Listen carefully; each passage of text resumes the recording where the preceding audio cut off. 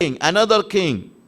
You know why? They thought, oh, if we are accepting the rulership or of God or lordship of God, he is not able to redeem us from our enemies.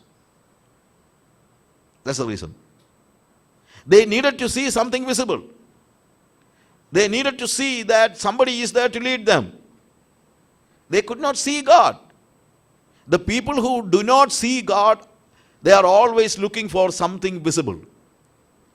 Sometimes it is the same with many of the organizations. They say, yes, brother, we know that it is Holy Spirit who controls us, but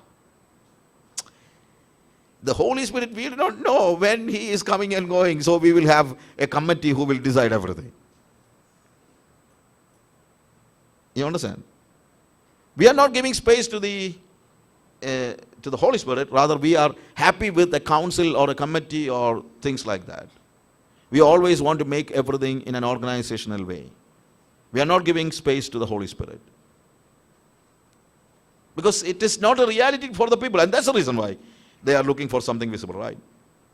If they are walking with the Holy Spirit, in the New Testament we know that the apostles, they were controlled by the Holy Spirit.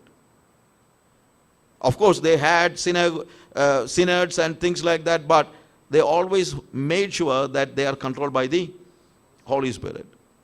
So we need to change our attitude towards the worldly things. Take away your understanding that if you act like worldly, you will be appreciated more. Maybe you will be appreciated by the world, but that doesn't mean that more people will come to the saving knowledge of Jesus Christ. What we lack is not strategy. What we lack is holiness. Many times we think it is strategy that we lack. One person who is doing his research in psychology and counseling, pastoral counseling, he said, Acha, the problem with our pastors, they do not know psychology. If they know psychology, they would have been able to win more people. I said, the good with the pastors that they do not know psychology. That's the reason why they are depending upon Jesus Christ. Once you learn psychology, then you depend upon your knowledge. You understand what I say? So earlier our pastors and our leaders were not capable of handling it in a secular way. But now we have secular knowledge, everything with us, and we are not depending upon Jesus or the Holy Spirit. Rather, we are doing everything with our own strength. This is a big mistake that we are doing, and we are projecting. We say, if you have this training, that training, only then you will be able to do things.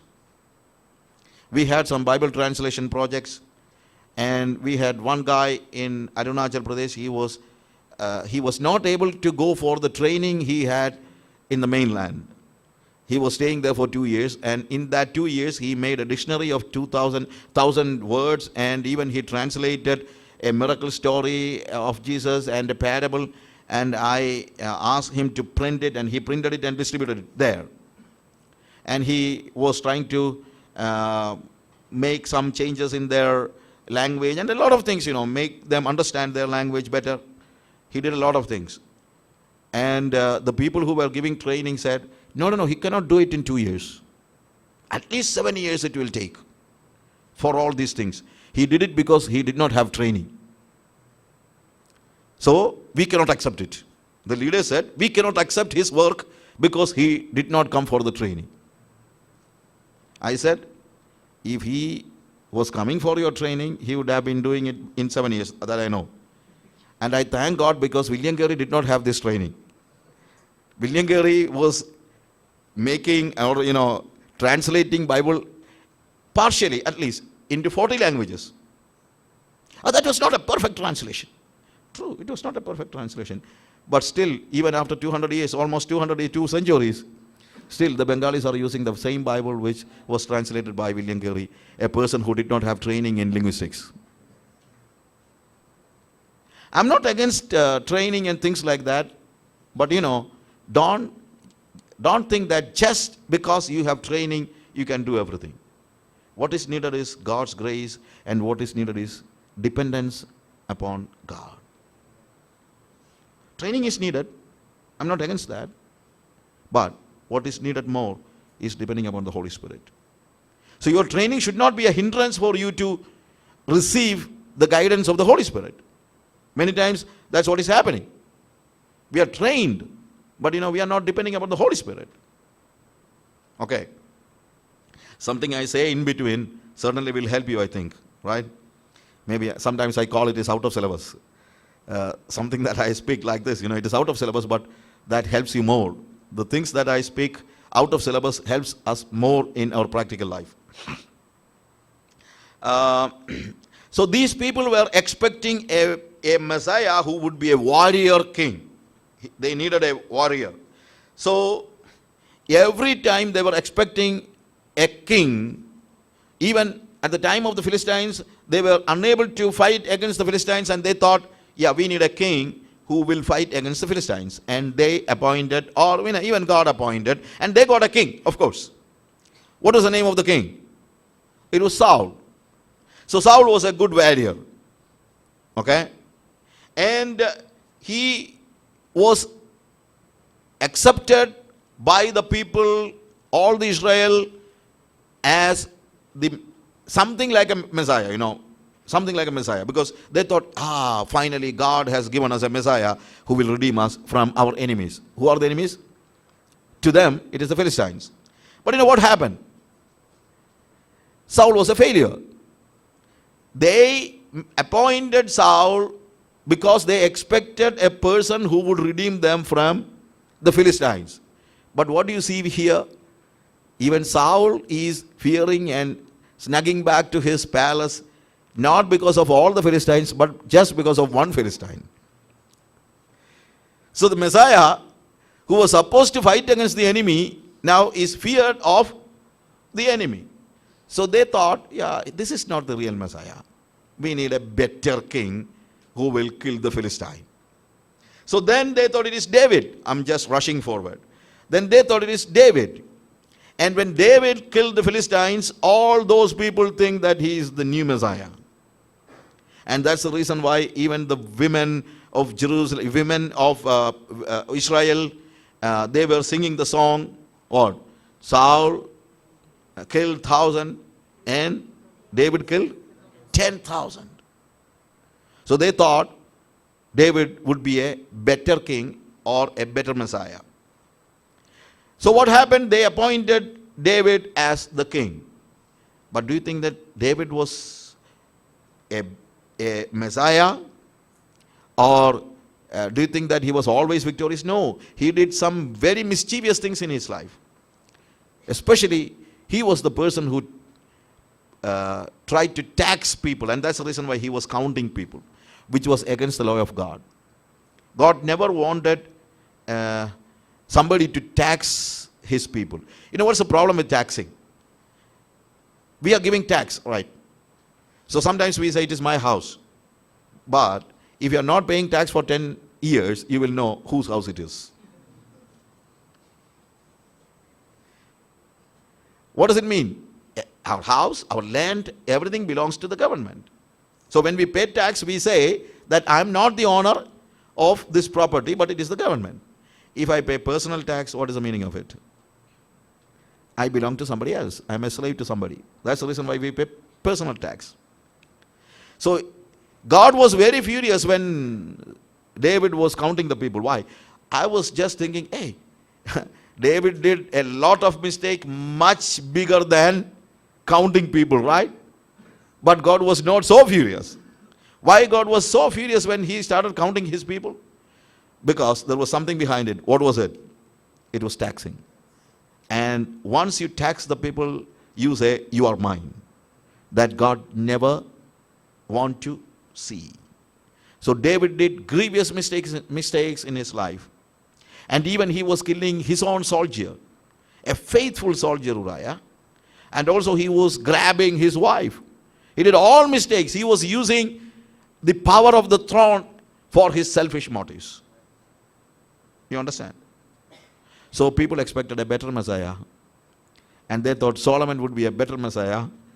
So he was with all the wisdom. But he was a wise fool. You understand? He was a wise fool because he was taxing more. And he was wise enough to use some terms that would not make people furious. When he was taxing more, they were asking, hey, why you are taxing us more? "Ah, it's not for me, it's for the temple. It's not for me, it's for the temple." So he was misusing the name of the Lord for making, and he was making, he of course he built the temple, but he built palaces much bigger than the temple for himself. And he was grabbing all the wealth. So he was not a better king. Then came the Rehoboam. Rehoboam, he said he was a cruel king.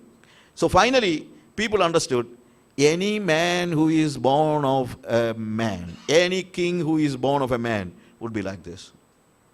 So the messianic expectation was growing. In fact, in all these things, God was making people grow in their messianic expectation. So people started thinking, we thought Saul would be the Messiah, but he was not better enough to keep us from the Philistines. And then we thought it is David, and when we thought it is Samuel, when we thought it is Solomon, and Rehoboam. No. Anyone who is born of a man will act like this. So they thought that if a Messiah comes, he should be a man who is not born of man. So the expectation was growing, and they were expecting a man, a king who is born of a virgin, not of a man. And that is the time even the prophecy was coming the same way. Yes, God said the Messiah would be a person who is not born of a man, but the Messiah would be a person who is born of a virgin. In Isaiah chapter 7, verse 14, we see God is promising that the Messiah would be born of a virgin. Of course, there was a kind of fulfillment in the history itself, because I don't have time to go through all the history, but it's at the time when the king was going for a battle. And at that time, the youngest woman in that courtyard, she was conceiving a child, and this happened in the history, of course.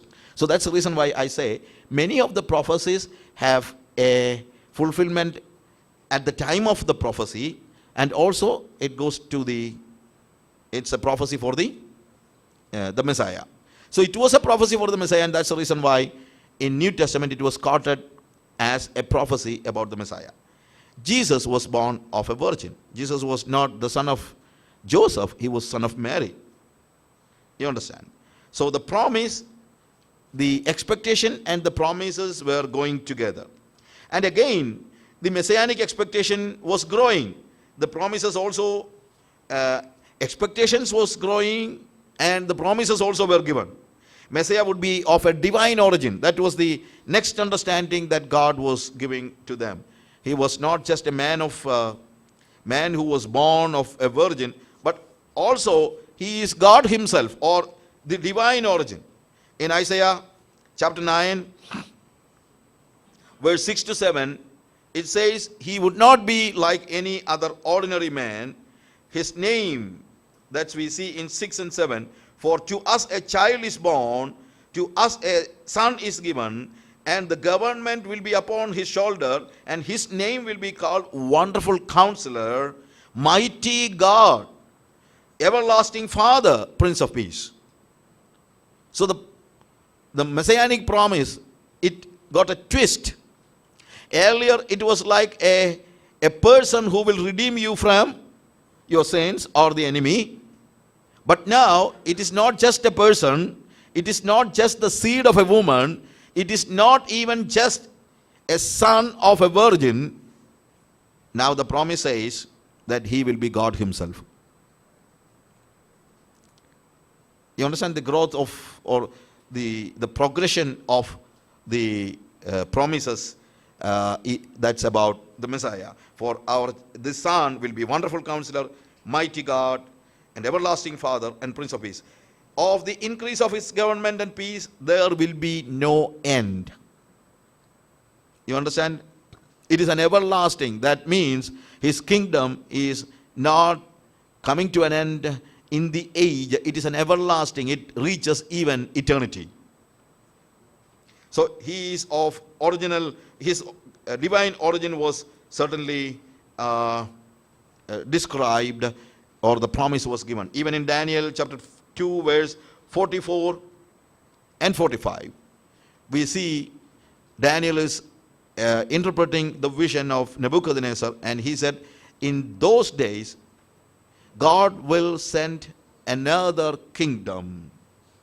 It is like a stone that comes out of nothing. It is not comes out of the hands of a man. It crushes all the kingdoms, and that really what happens, we see that it is filling the whole earth. Filling the whole earth. So it says about the kingdom of God will replace all the kingdoms of this world. So earlier, from the head it goes down, and from the breast it goes to the belly and thighs, and like that. Always there was a trace of the old in the new kingdom. Okay? But the last kingdom, the fifth kingdom, the last kingdom, it is not like the other kingdoms, but it is something that is of divine origin. That's what we see in Daniel. That is a messianic promise. And even in Malachi chapter 3 verse 1, behold, I send my messenger to prepare the way before me, and the Lord whom you seek will suddenly come to his temple. It says about the Messiah, but it says the Lord whom you seek. What does it mean? The Messiah will be the Lord himself. You get me my points? Okay, you understand? So the messianic promises. So this was the promise of the Messiah. But Israel misinterpreted God's promises. That is what we see in the next class. We'll have a break. When Jesus was talking to the Samaritan woman, even Jesus said, in John chapter 4 verse 22, the salvation comes from the Jewish people, right? So that was a common understanding. Jesus was not just telling them that only the Jewish people will go to heaven, but that is the common understanding of all the people of that age. And even Nicodemus believed that if you are a Jew, you are saved. That is the biggest problem that happened because of this kind of misinterpretation. Because the Messiah is coming for the Jewish people, and if you are a Jew, you are saved. So that's the reason why when we'll go through this passage later, but I just tell you, this is the reason why when Nicodemus was seeing Jesus, Jesus said, unless you are born from above, you will never inherit the kingdom of God. And he was asking, how can a man born or go back into the womb of the mother and be born again? Because he thought, only if you are born of a Jewish womb, you will be saved. And Jesus said, that is not what I said. I said, the salvation is not for the people who are born of the Jewish womb, but salvation is given for those who are born from above or born of the Spirit. And even people who accepted Jesus from the Jewish background, they were not giving up their understanding, their previous understanding, even after becoming Christians many times. In Acts chapter 15, we know that in the Asian countries, especially Asia Minor, Paul and Barnabas was preaching gospel, and many Gentiles accepted Jesus. And after some time, people from Jerusalem, who are the Jewish Christians, they went and they talked to these people. Verse chapter 15 of Acts, verse 1, but some men came down from Judea and were teaching the brethren, unless you are circumcised according to the custom of Moses, you cannot be saved. Even after becoming Christians, these Jewish people were not ready to believe that salvation is for all. They thought salvation, of course, Jesus is freeing you from your sins, that is true, but to accept Jesus, first of all, you need to become a Jew. So if you want to become a Christian, first you need to become a Jew. That was the understanding of many of the Jewish Christians. What I was trying to say, this is a kind of misinterpretation Jewish people gave to the messianic promises. But God's people were always refuting, they were defending, they were telling that it is not truth. John the Baptist was questioning this. John the Baptist was in Matthew chapter 3, verse 9 and 10, we read, John the Baptist says, bear fruit that befits repentance, and do not presume to say to yourself, we have Abraham as our father. For I tell you, God is able from these stones to raise up children to Abraham.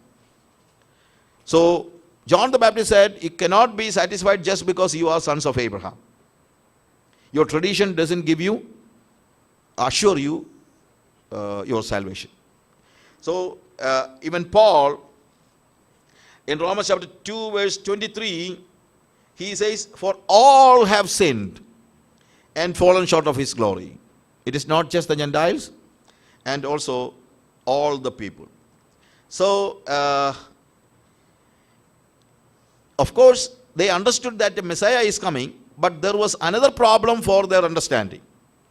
They never understood that salvation is given to the people, or salvation would happen for the Jewish people. Of course, for the Jewish people, that was their understanding. But they were not able to believe that salvation would happen through the death of the Messiah. They thought it is with the power of the Messiah they are redeemed.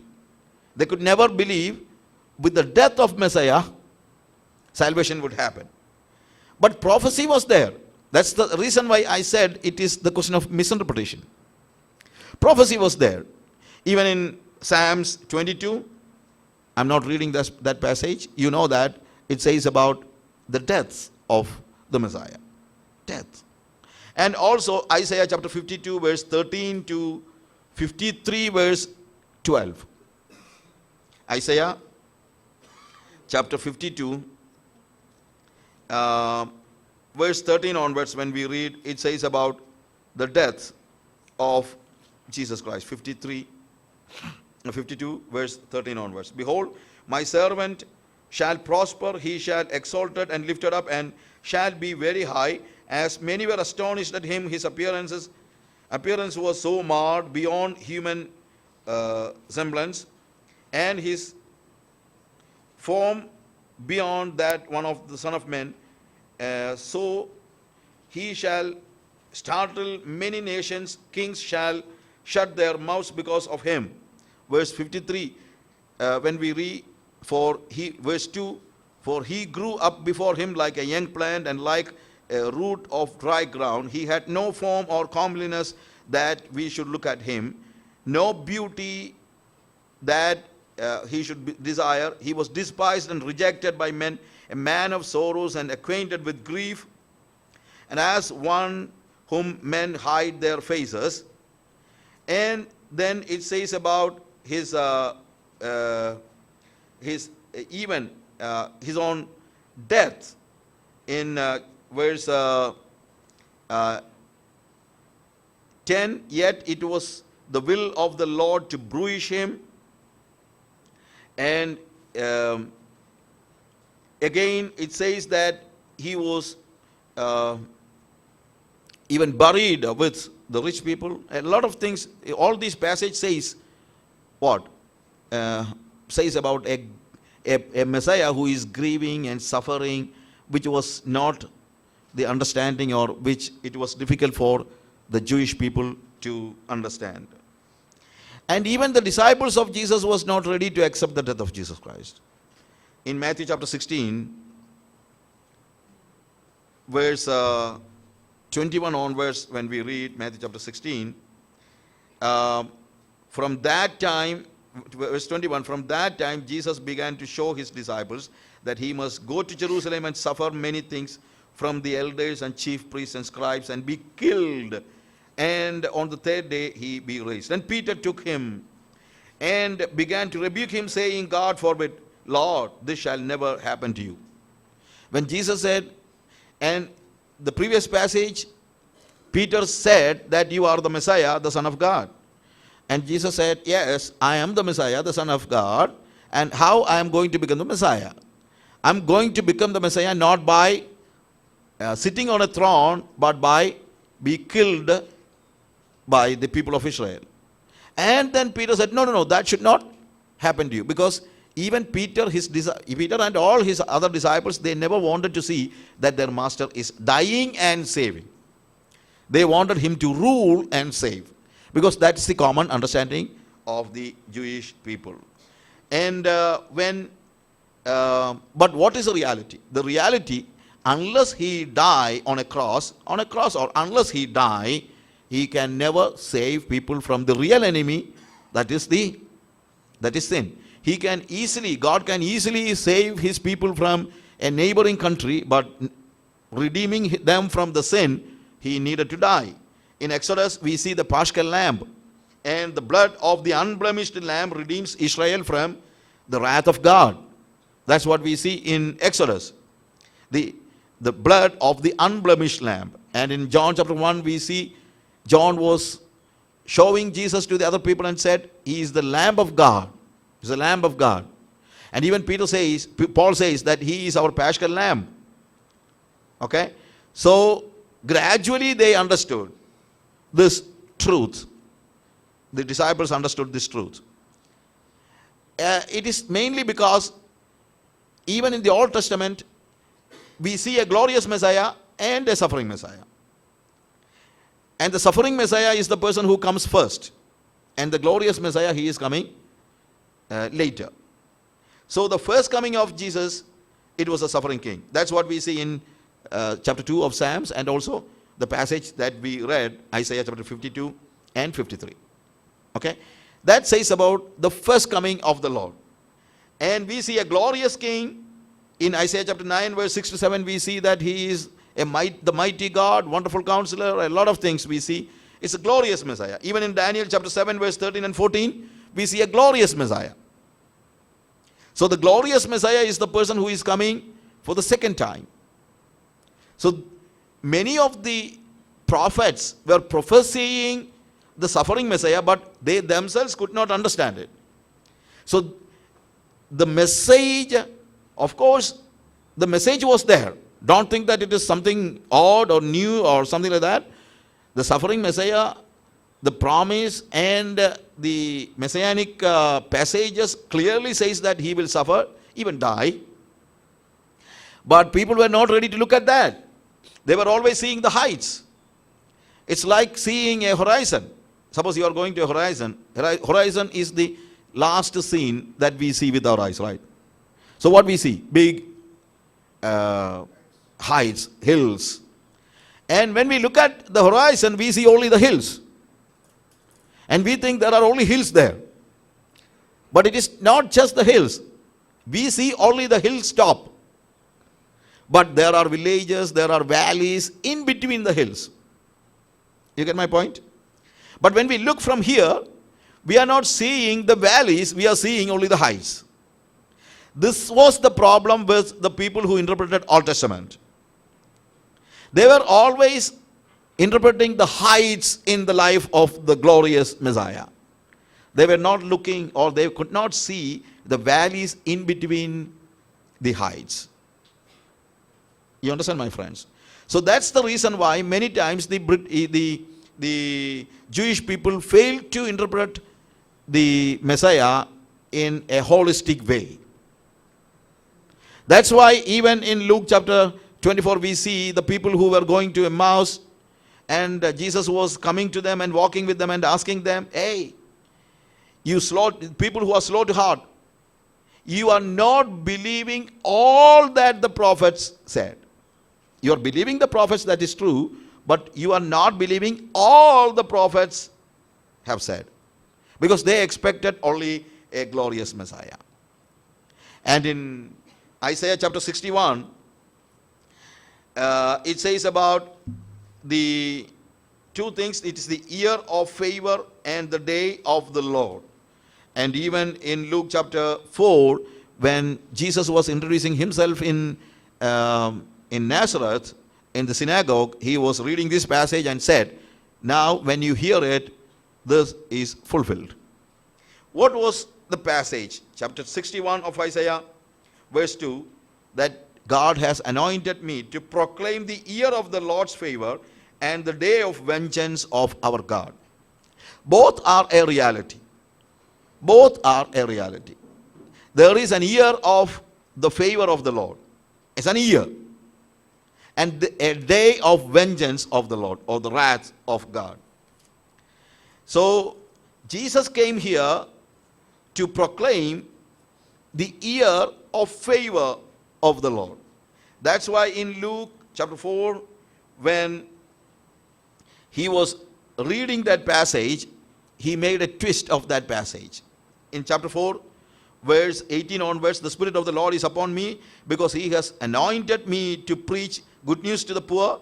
He has sent me to proclaim release to the captives and receiving of sight to the blind, to set all liberty those who are oppressed, to proclaim the acceptable year of the Lord. And he closed the book and gave it back to the attendant. You get me, my friends? He was not reading the whole passage. In between, he stopped, he closed the book and gave it to the attendant. You get me? So he just read the acceptable year of the Lord. He was not reading the day of wrath or vengeance. You understand the difference?